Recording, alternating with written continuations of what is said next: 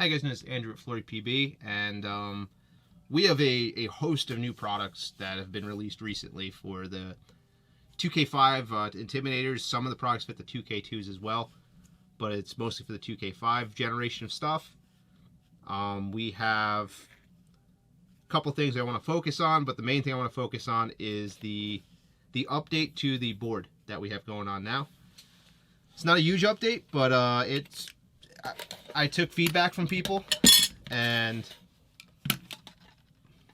with that, let's grab a board and just explain what's happening with it, or what it can do now, additional to everything it could do before. So if you notice any of the newer boards that have gone out, if you flip them over, you're going to see, get a pointer, you're going to see a separate 2-pack of dip switches on the back, and this connector right here, that's as opposite of the dip switches you see for general operation, which are on the front side of the board, we'll call it. This 2-pack and this allow you to use a original on-off button setup instead of my plate, because some people didn't love it, so I'm trying to give you guys additional options. We've also repositioned the LED to be significantly better in the frame, so you can see that's going to shine through this way a lot better than it did previously.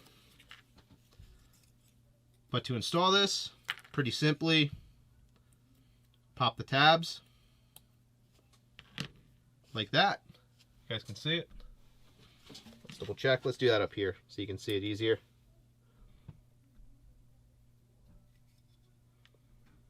Alright, so we're going to just take something small and you're going to lightly pop the tab like that.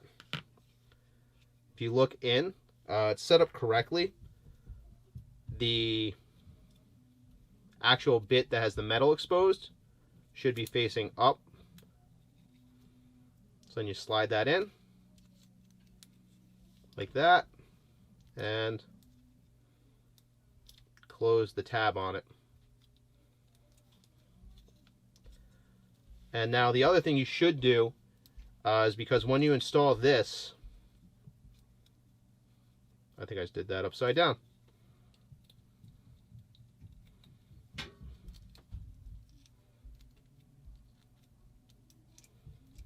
I did. So if you install it upside down, nothing's going to happen. And now you know. Flip it over. Try it flipped over first. Make sure it fits correctly in the frame, which is the way it's supposed to go. So these two dip switches up here, these turn off my buttons. If you turn them down, and you're going to want these buttons turned off because this is going to press against them. It's going to give you false readings, the way that is. So with that installed, and those buttons, I'm going to just open another product. This is my new wiring harness for the 2K5s, also for sale. One thing to note, eBay sucks at doing combined shipping on the way they make me sell. They suck at doing combined shipping for separate products. I end up going back and reimbursing if you buy multiple items. So this thing it's not the cheapest, but when you get $7 back, it's significantly cheaper when you buy this with something else, or any of the little items I'm going to show you. Yep. Let's put that in, and then your top on-off button is going to turn the marker on. And button 1 is going to be your eyes. And button 2 doesn't do anything, but top one turns it on off. That changes your eyes.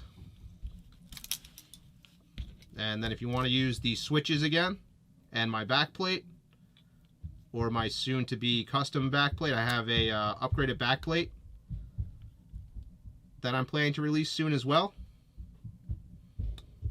Just flip these forward. Wrong tool for the job.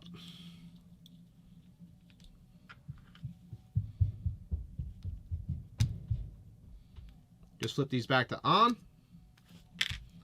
and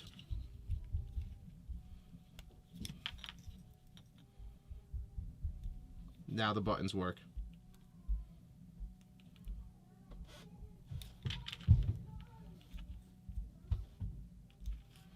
Turn these off, and the buttons don't work.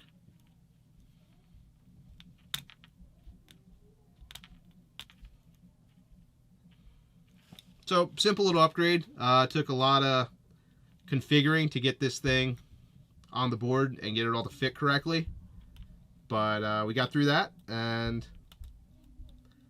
I've actually been selling this board this way for a little bit, and no one's commented on it yet. But I figured not many people are looking at the bottom of their board. Additional thing that is on these, there are 2 holes. I'm starting to do this on a lot of my products too. This hole is the plus, this is the minus. These are direct linked to the battery, and the reason for those is if you're using this in a custom application, or you're putting in a high-powered solenoid like a Macnoid, and you need a capacitor to make it work, this is going to allow you to just put your capacitor in the right way, solder it in, tuck it in, and get it set up right so it looks pretty professional to get a capacitor on this to use like a Mac valve, a Mac 43 or something like that. So